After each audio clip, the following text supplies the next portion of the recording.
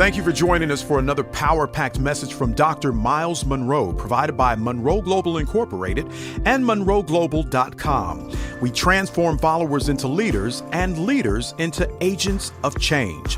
We hope that this message is a blessing to you as you advance your life and discover your purpose. Now, let's go into the message. We're going to talk about how to restore broken character. How to restore broken character. In other words, how do you come back after your character has been fractured? I'm going to focus on understanding the process of leadership restoration. And this is probably one of the most difficult experiences leaders have, because we've been trained only to succeed. We've never been trained on how to fail effectively. And I think that's the problem. You have to learn how to fail also, and what to do with failure. And there has been perhaps only 2% of leaders who came back and survived. I was watching television before I went to bed last night. I was watching the Canadian Broadcasting Corporation channel, and the top story for 30 minutes was the mayor of Toronto, who was filmed high on cocaine. I mean, they got the video. They also brought out more news that they filmed him with prostitutes.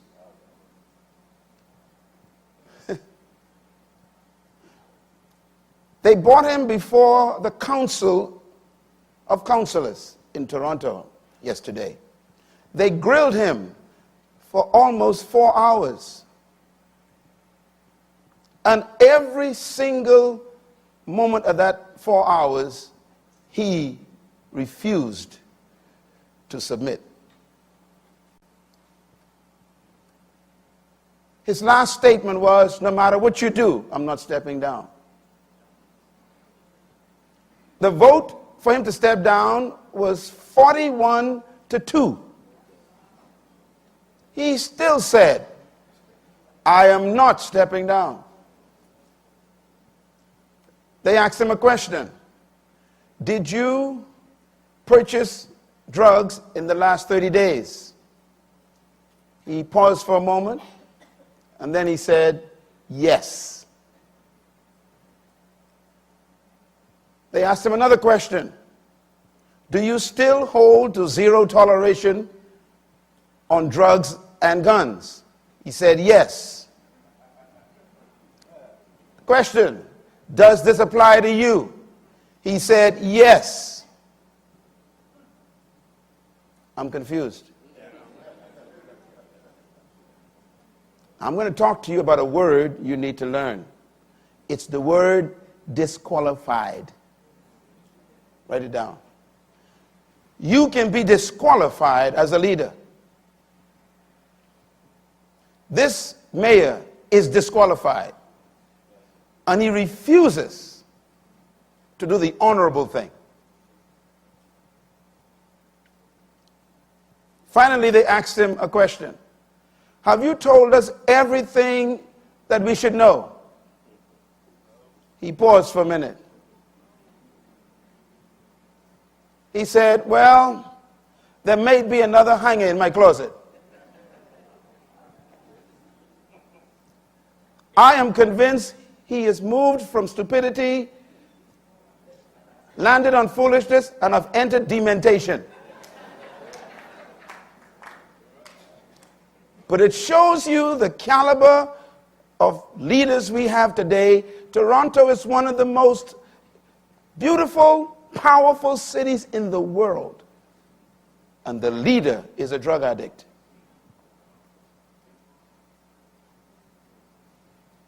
No character. What do you do when you lose it all? I have a chapter in the book. The title of it is How to Fall Up. Because we know how to fall down. I have lost respect for so many ministers in America. And I've also lost respect for those who continue to entertain them. I have disassociated myself with organizations in the United States, even though they wanted me to be used for their promotion. I said to them, because you support those who are disqualified, I don't want to be named among them.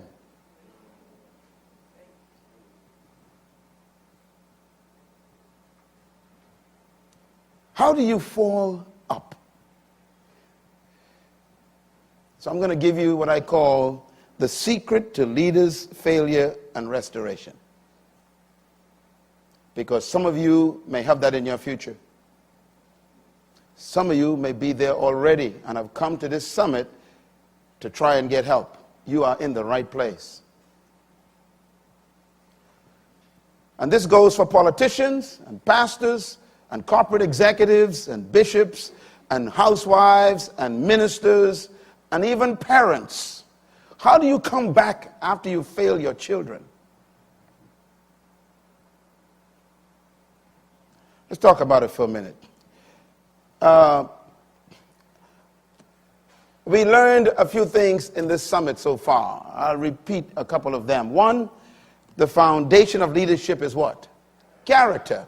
Number two, the most important component of leadership is character. I think you are convinced of that now. It's not power or skill or authority. It's not competence. It's not influence. It's character. Number three, the greatest protection of leadership is character. The greatest protection of leadership is character. You are not protected by your entourage. Because your entourage may not have character. Or they may be the ones who are protecting you from your default character. They are part of your corruption. And number four, talents and gifts are only as safe as your character. Character is the container of your skills, your gifts, and your talents. It's the container. If you break the container, you lose your talent and gifts.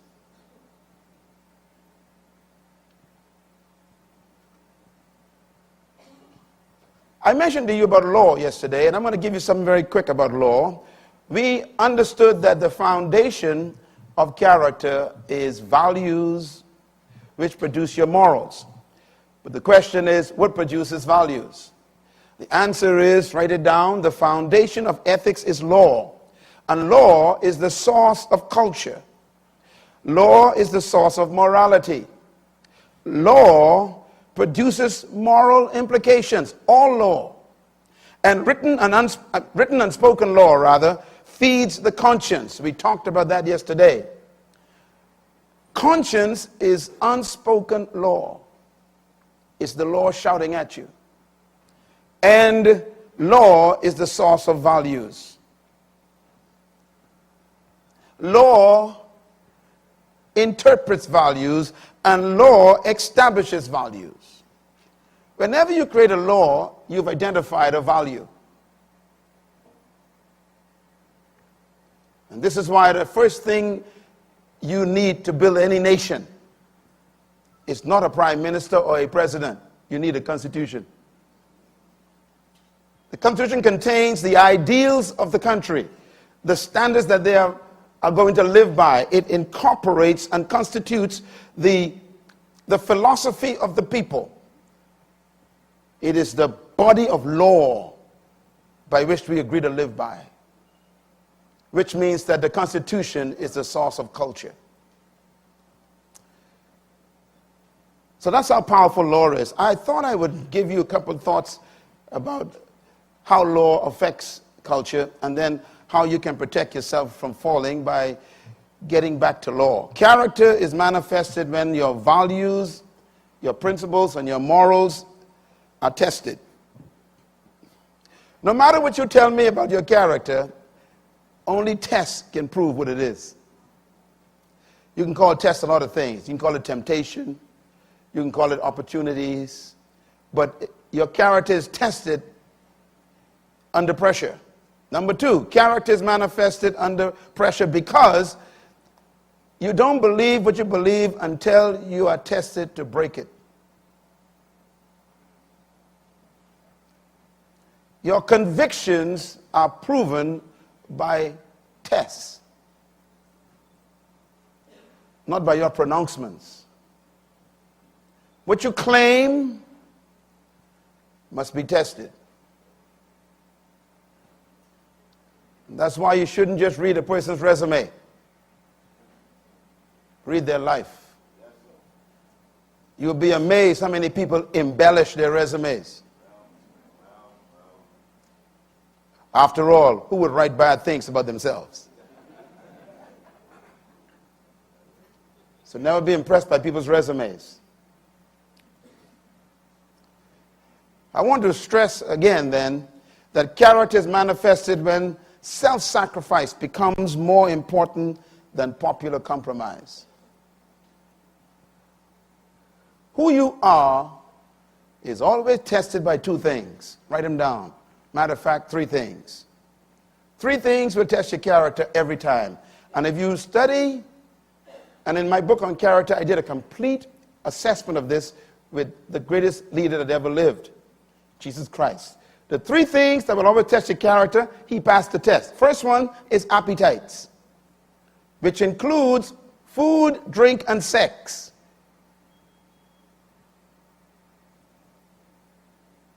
The second test that will manifest your character is the test for fame. And the third one is the test for power.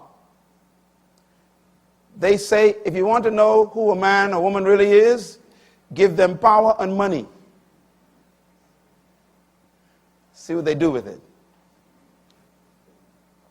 Mr. Speaker, please. So it's so important for you to understand that you are going to be tested. Now, I want to ask you to please do something legally. You can take your iPhone and photograph this page, because I won't give you time to write them all, but these are important. I want to just give you a list of what I call the power values. We will read them together. Are you ready? Number one, values are better than rules. Number two, values are more important than rules. Number three, values outlive goals. Number four, values send a message. Number five, values must be identified. Number six, values must be accepted if they're going to work. Number seven, values must be believed. Number eight, your values shape the organization and the nation. Number nine, values are personal, but they are never private. Number 10, values become a culture. Number 11, your values must be shared. Number 12, values attract like values. Number 13, values become social norms. And number 14, values can create or destroy. I just want to comment on number 12. Values attract like values. What do we mean by that? Whatever your value system is becomes a magnet. And it attracts people just like those values. Values also repel values. I mentioned the first day you came here in my session, the first day I said, if someone approaches you to break law, or to do a corrupt act in your business or in your ministry or your workplace, if they approach you to break a law, you are already a failure. Because somehow in their minds, they believe that you would actually do it. In other words, your values were not loud enough. You should wear your values loudly so that people will even tell other people, don't even bother him. He's not going to go for that. I know the guy. So if evil men approach you to do evil, you are already defective. Your values should speak loud. Let's talk about the values of leadership. Write them down. The value of faithfulness, the value of self-control, the value of steadiness, the value of integrity toward those you serve, the value of responsible communication, the value of personal integrity. This is an important list. The value of maturity, the value of humility. These are the values of leaders. Each one of these is a seminar. So I have a lot of work to do before I die. Because each one of these is so important, you need to teach each one of them for 2 hours. Because that's how much we lack in leadership. The values that a leader needs to embrace and keep close are so critical to that leader's protection. Now, pardon me for moving too quickly because I want to get to the heart of this in a short time. What is the impact of a leader's failure? What is the impact of a leader's failure? Write this down. Failing in leadership is not as great as failing to deal with that failure effectively. I repeat, failure in leadership is not as great as failing to deal with the failure effectively. Everybody fails in something.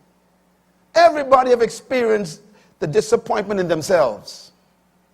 Everybody has embarrassed themselves and others. Everybody has done something that have made them feel depressed because their expectations fell below their own standard. That's not the problem. The problem is not the failure. It's how you deal with that failure. And I can say from experience, most leaders I have encountered don't know how to handle failure.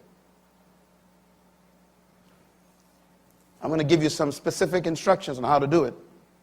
Not just for yourself, but to help other people.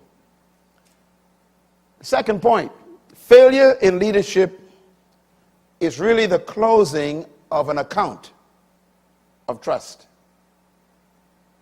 People close the account. When you fail, the people shut down the account. What account? The account of trust. Remember, you cannot pay for trust, pray for trust, or buy trust, nor can you demand it. It is something that people deposit on your account of integrity the more they get to know you. Every time they prove your character, they make a deposit. And you can build up a deposit of trust for 50 years. The only problem is if you violate the account, what took you 50 years to build can be lost in 50 seconds. And that's the tragedy of failure. At least the point number 3. Trust is the currency of leadership. And it is the reason why a leader is successful. It's not your personality, it's not your power, it is not your oratory skills, it's not your ability to influence people, it's not your position, it's not your money or your clout. The key to your leadership is trust. People follow you because they trust you. You violate that, you lose the account. So you are as safe as the account you protect. What are you doing right now that's threatening your account? What are you secretly doing that could cancel your account? The mayor of Toronto, when they first exposed him, the police exposed him, he denied everything. And then the police showed the video. I wonder if there's a video on you. You have no idea how the satellites work anymore.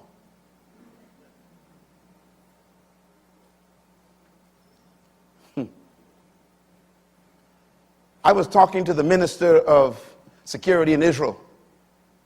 Israel has the #1 security component in the world. He said this to me. He said, if you take your battery out of your iPhone, we still hear every word you say. He didn't say turn it off. If you take the battery out. Yes, take a deep breath. So you thought you were safe, huh?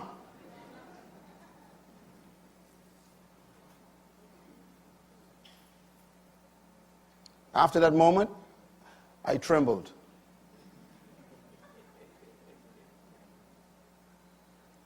So unplugging doesn't unplug. That's my point. So live in a way that you don't care what they hear. Clap.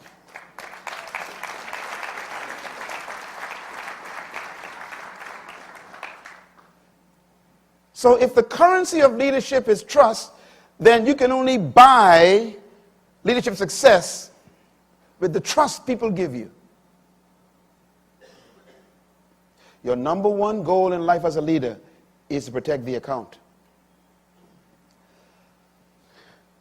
We need help, don't we? Let's talk a little bit then about the power of leadership trust. Write this down, very important. It is impossible to lead those who do not trust you, because they will sabotage you. You'll be amazed what they're cooking up when you leave the office. Secondly, trust is a deposit on the leadership account by the followers over a long period of time. I defined trust for you earlier in the seminar. I told you that trust is an equation. The equation is test over time equals trust. Can you write it just like that? Test, draw a line, over time, put equal, trust. Which means that trust requires two things. Testing a person over a long period of time. Then that's how you build trust in that person. That's why you cannot stand up before an audience ever again and say, trust me. Stop using the term. It's impossible. Either they trust you or they don't. And that depends on how long they were able to observe you under pressure. Consistency, integrity, candor, wisdom, surviving battles, attacks, criticism. You trust people who survive.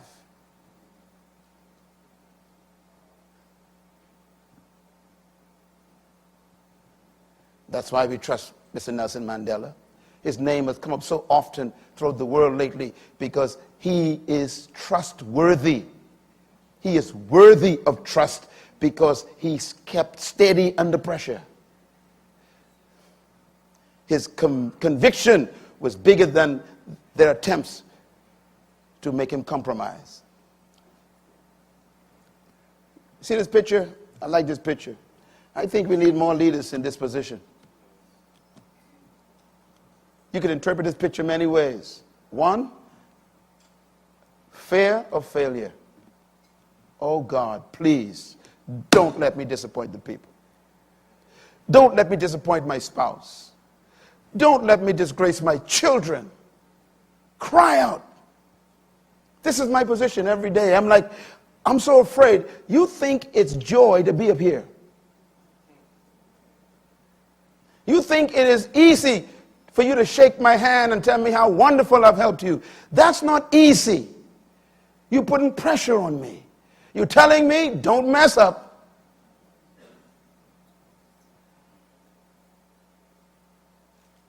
A lot of people pursue leadership, have no idea what leadership is.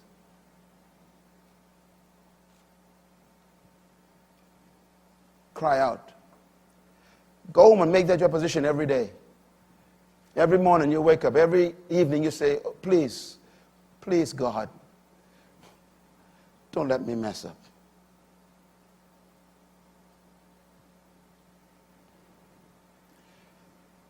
I have a little private philosophy I live with. Here it is.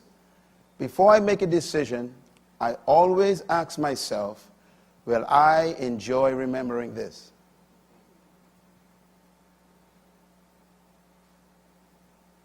If the answer is no, you don't do it.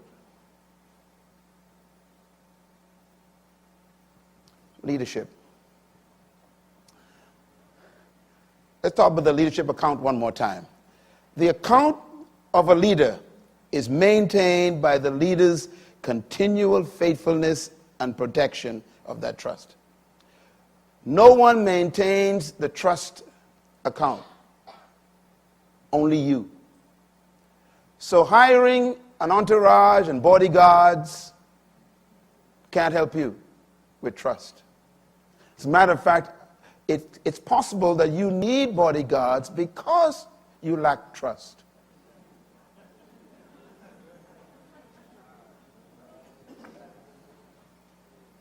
Sometimes you don't see people with entourage because they are important. It's because they are afraid. Not afraid of you, afraid of themselves.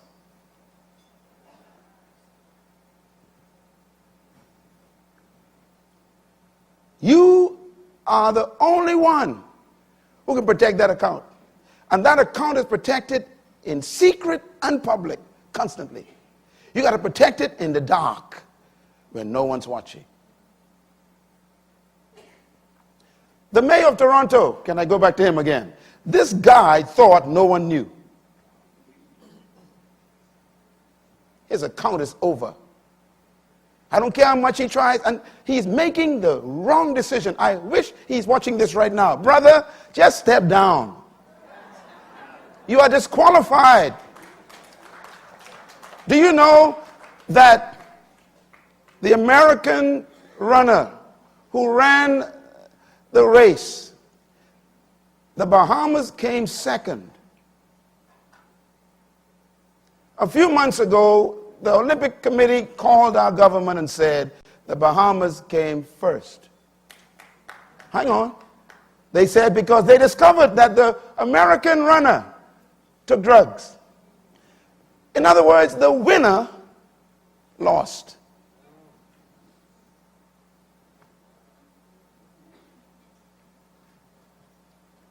You can be fired and still be on the job. If you don't believe me, ask Saul.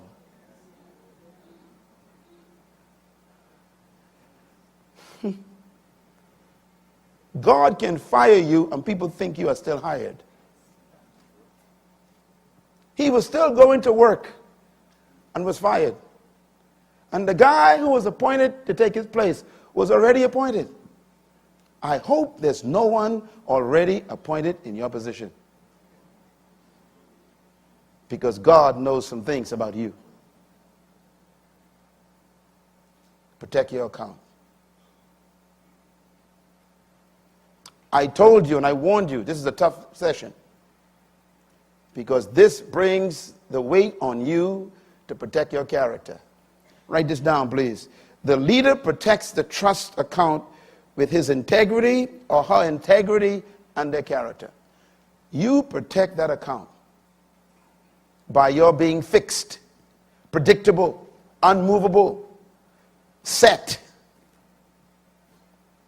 I will not violate my values. I will not sell my convictions. I got to protect my account.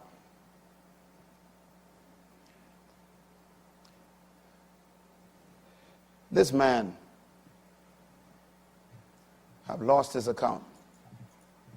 He's still trying to get it back, and it just is so tough. He's trying to help the poor, try to help Haiti, trying to do good works. He never went the route of restoration. Pretending that it didn't happen doesn't cancel it.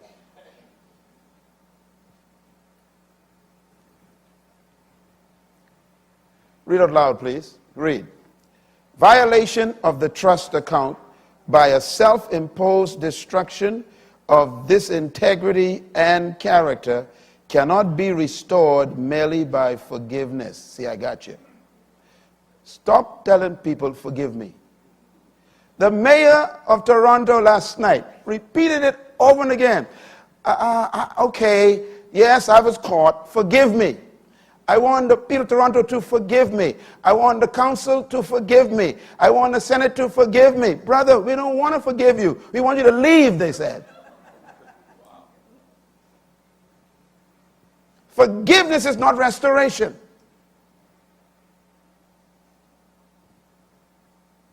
The request for forgiveness is you saying, I need help. Give me room. Give me space to get help.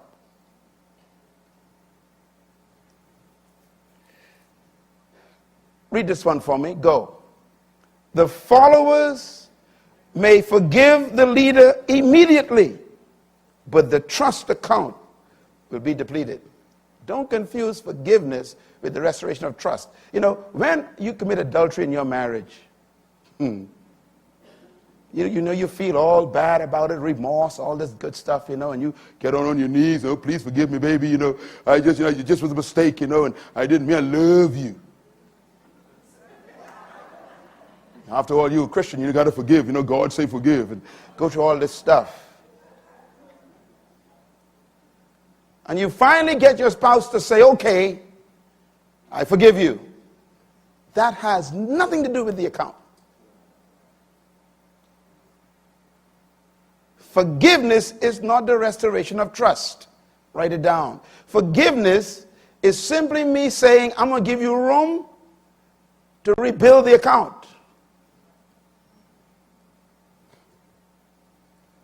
I have heard it said many times when I counsel couples. They say, you know, it's been a year now since I committed adultery, and my wife's still bringing it up. Listen, brother, the account is still empty. Because when you go in the night, she still ain't sure where you went. You need an ankle brace that takes photographs that she can see. Oh, I'm talking sense here. You know, you just can't say, well, forgive me. No, brother. Why are you late? I mean, the questions they ask you are all trust questions. Why'd you come home late?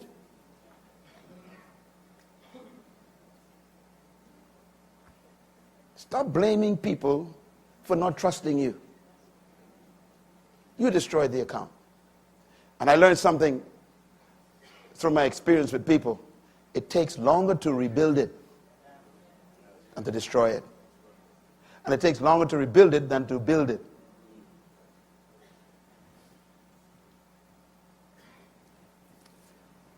Take a deep breath. You need some air. Leader's trust account. Read this one for me. Go. The leader must be constantly aware that a trust account, which may have been built over 30 or 40 years, could be canceled in 30 or 40 seconds. And that's why the leader refused to step down. He can't believe it collapsed that quickly. You know, the mayor of Toronto, here we go again. He said, I helped to reduce the debt of the city. I built roads. I built bridges. He brought all the papers of things he did. He missed the point. We don't care. I built this church. I'm the one who founded this church, and I labored in this church, and I took 30 years. I built. Brother, there's no trust on the account. It's gone in 30 seconds. 30 years, gone in 30 seconds. Get it? It's gone. So I warn you on this last day, don't you take a chance with your account.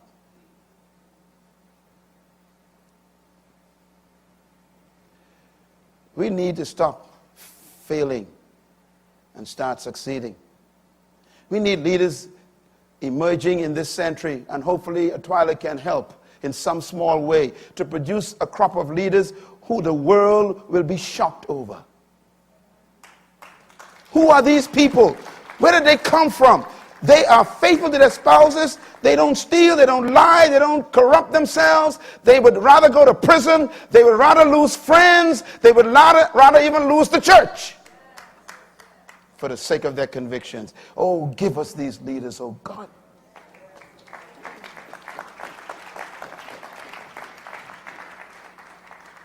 Read this for me. Go. The leader who has failed cannot expect the account to be reestablished as a result of his remorse, confession, or repentance. None of these restore the account. I'm sure you've seen the great leaders stand on TV, tears running down their faces. Forgive me, I'm so sorry. Listen, the account is gone though. We appreciate your tears. We love you. Hallelujah. But go home. Go get restored. Go get repaired. When your car breaks down, you don't leave it in the highway. Why? It can cause accidents. Get off the road. Go to the mechanic.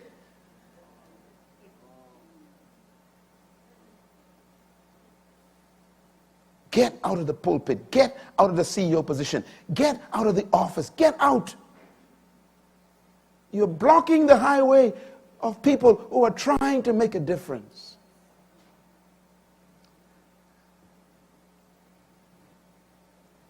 Write this down, please. It may take longer to restore the account than it originally took to build it. So protect the account. The work is too hard to restore. So let's talk about falling up before we close. Falling up. How to fail successfully. It's a paradox. How to fail successfully. There's a way to do it. And that's why I have it in the book. Please get that book and buy 10 copies and give it to all your leaders. I'm telling you, so that they can, first of all, you need to put the fear back in them. The first, can I give you a little secret?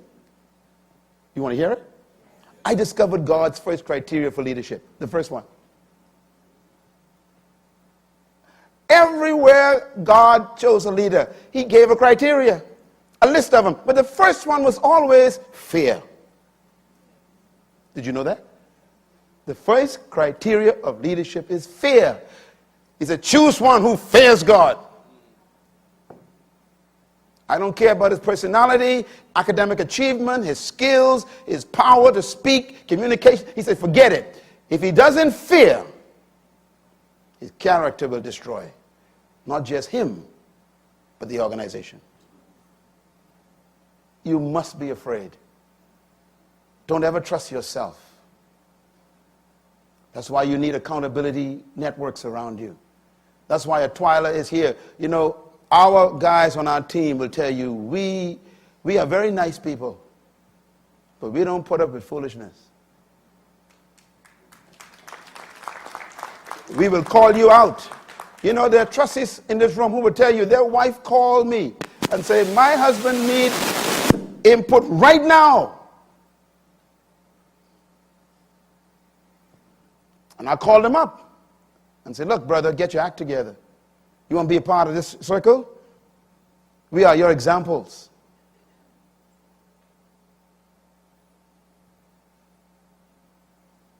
The wounds of a friend are faithful.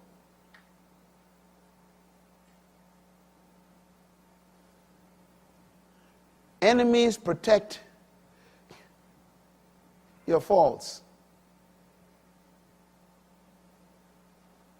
You call them friends. A friend doesn't protect your fault. They expose it. They tell you, you got to fix this. Why? Because you're affecting all of us.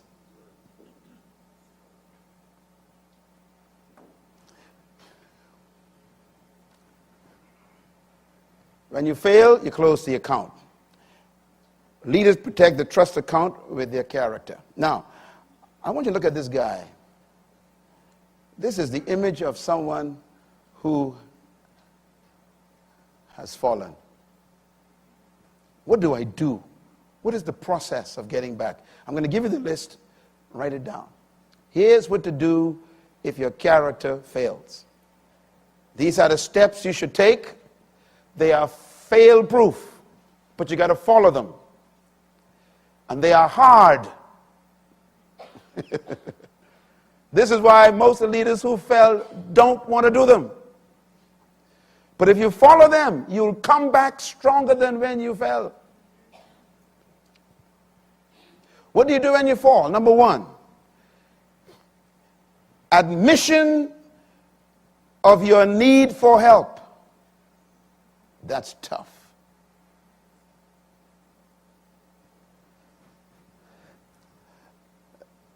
On the news last night, they asked the mayor of Toronto, matter of fact, check it, go on the internet. They said, do you believe you are a drug addict?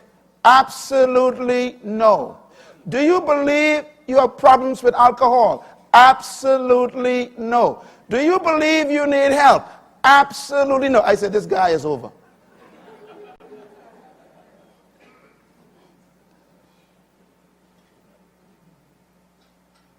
I heard such great teaching here this week.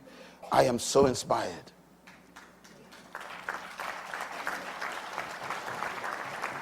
And someone said this week, I wrote it down, it was Sister Josephine. She said, if the person on the ground keeps their hand to themselves, you can't help them. To reach your hand out to somebody who refuse to take it, you can't help them. Restoration does not begin with the restorer. Write that down, man. Stop asking people, why didn't you come help me? This is not about me. I didn't fall.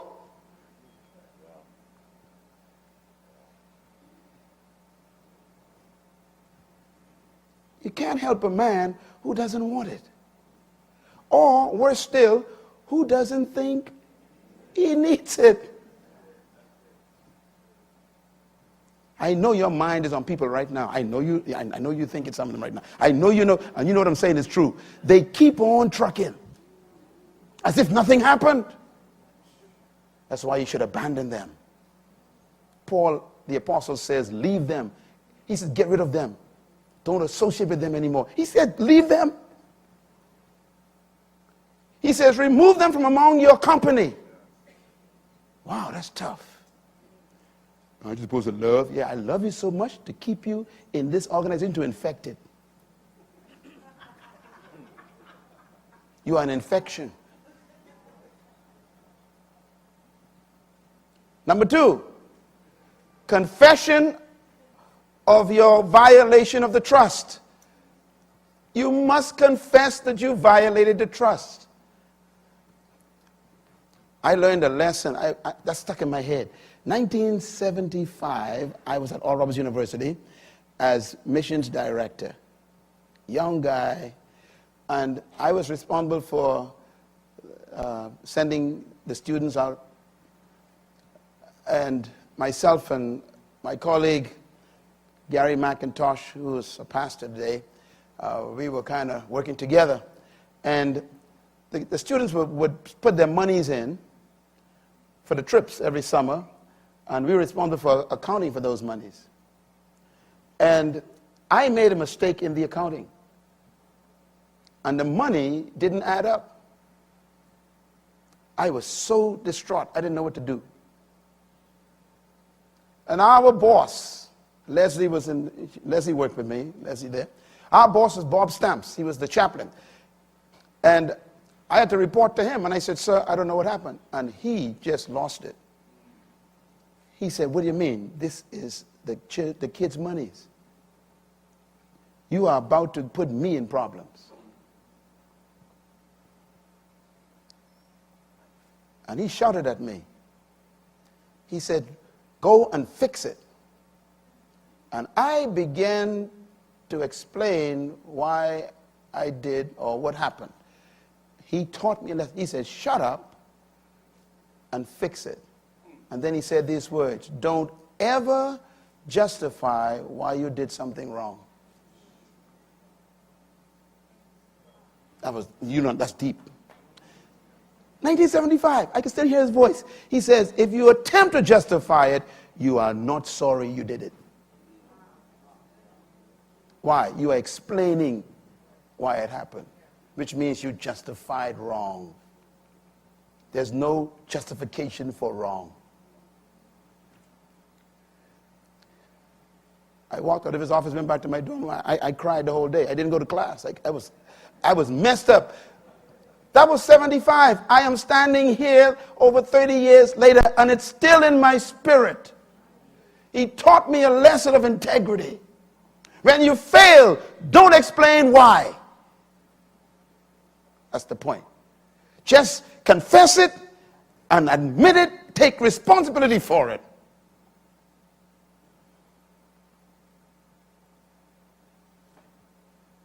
Don't explain why you sinned.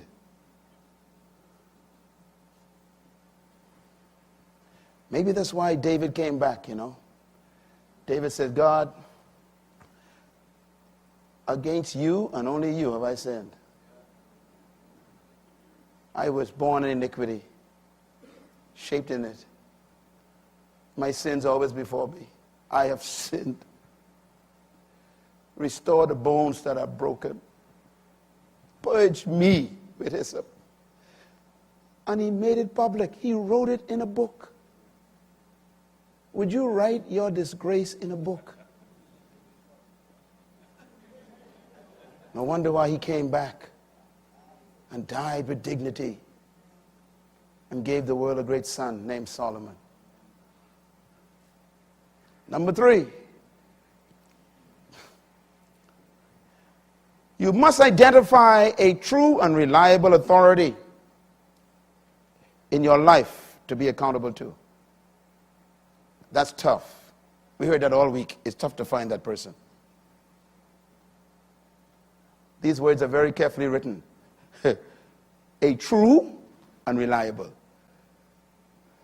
It's tough to find a true person, genuine and reliable. That means they themselves have a strong character that's been tested. Thirdly, after that, you should completely submit to that authority without condition. Oh boy. Ladies and gentlemen, the authority that I'm talking about is not your friend. I may be friendly to you, but I ain't your friend. If you tell me I'm your authority, I'm not your friend. I'm friendly, but don't get carried away. I will lay into you like a hawk. Don't put no conditions on the submission. I don't, there's so many names floating in my head that I know personally. They say things like, yes, I'd like to meet with you, but let's do it next month. I'm like, who fell, me or you? I am available on Thursday. You submit it to me, you find your way, fly, come by boat, train, or fly on a crane. You come here Thursday. You got a problem, not me. Well, I got some appointments to keep, they say. They give me conditions.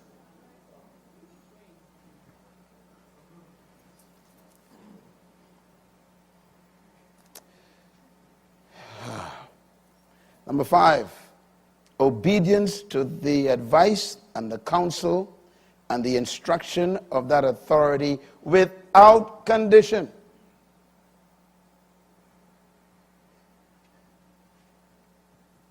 This is tough. So that means if they tell you, I want you to step down from your position for a year while we help you be restored, you have to literally go before the organization and say, look, my authority said I must step down for a year. I am going to see you next year. Sometimes they say, you got to sit down for 2 years. Sometimes they say, it's over. Go find yourself another job. The damage is so great that you cannot come back to this specific position. Are you willing to follow instruction to be restored? The next one is even worse. Accept responsibility for all the failure, and you must agree never to attempt to defend yourself or your act of indiscretion. Don't ever stand up after you have fallen and try to explain it to people. I'm giving you something very important here, because you are disqualified to speak. You lost your authority. So what do you do then if you want the people to understand? It leads to number 8. You must allow the authority to represent you to the greater community. Let them speak on your behalf, because they still have authority with the people. You know, when Peter messed up, Peter denied Jesus. You remember that? I could imagine the other 11 guys were excited. You know, they finally got Peter. You know, maybe they got a chance to become the favorite. Did you read how Peter was restored? Did you recognize who restored him? When there was a meeting called, the final board meeting, everyone was sure Peter ain't coming to this meeting. And if Peter had shown up, they would have attacked him. They would have attacked him. But it was the skill of the leader. The leader said, tell my students to meet me and make sure I say, Peter, come. Now, once the authority calls the guy back, it's over. But we like to call ourselves back. We stand there before the people, explain to them, well, you know, yes, I did have some indiscretion. Brother, leave. Everybody's weak, you know. Shut up. You are disqualified from speaking. Everybody got weakness, you know. You are disqualified from speaking. Your safety under failure is your authority. What did I say? Please write this down. When you fall, run for cover. Don't run for explanation. Run for cover. Shut your mouth. You are disqualified. This is why when you go to God, you cannot go in your own name. You are disqualified. So he said, don't ever go to the authority in your name. Your name is no good. Oh, man.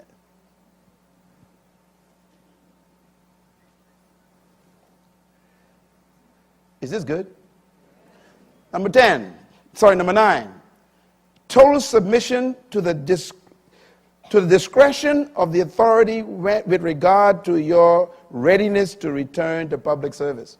Now, this one is important. That means the authority has total control of the discretion as to when it thinks you are ready to come back. This is very dangerous. I've seen people come as well, you know, I went to counseling and, you know, I've been there for 6 months and, you know, and the Lord told me to start again. Shut up, man. You ain't never going to come back. You can't bring yourself back. Say it. Say it loud. No, louder. I can't hear you. Shout it. Don't you ever forget that. You cannot bring yourself back after a fall. The authority has to bring you back. And the authority controls when that happens. That's why people never come back. They just kind of walk back. They're not sent back. When the authority brings you back, then the followers' respect for the authority begins to restore the trust account. Because the followers don't trust you anymore. They trust the authority. You got to rebuild the trust. So they got to trust the person who you trust. So they can start restoring your account. In other words, the followers think, if he trusts him again, then we will begin to trust him again. Remember, you can't demand trust. All right, last one. Permanent establishment of a relationship with the authority for ongoing accountability is necessary. That means never again, for the rest of your life, will you be without accountability again. You will have to report for the rest of your life to an accountable authority. That is to protect you and the people you influence. That's how you come back. When people don't trust you anymore, they trust the ones you trust. And as long as the ones you trust you, they will put trust in you.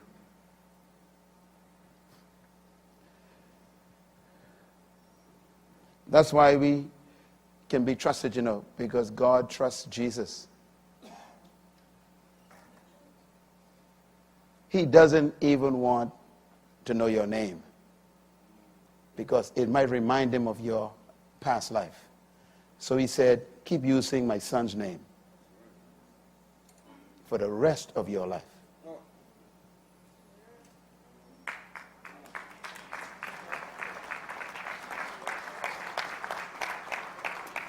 All right, closure. There you are. Do you feel it? I feel it. Don't you feel it? Help me come back. You can come back after a fall, but you got to follow the instructions. There are two books I want to recommend to you. The new one, in the last chapter, is about falling up. Please read it and teach it to your staff. Send it to people who messed up so they can realize that they're not doing the right thing to repair the damage. The second book is called Becoming a Leader. I dealt with it in that book as well. I've restored a few people, even folks in our own church who fell. Same process, and it works.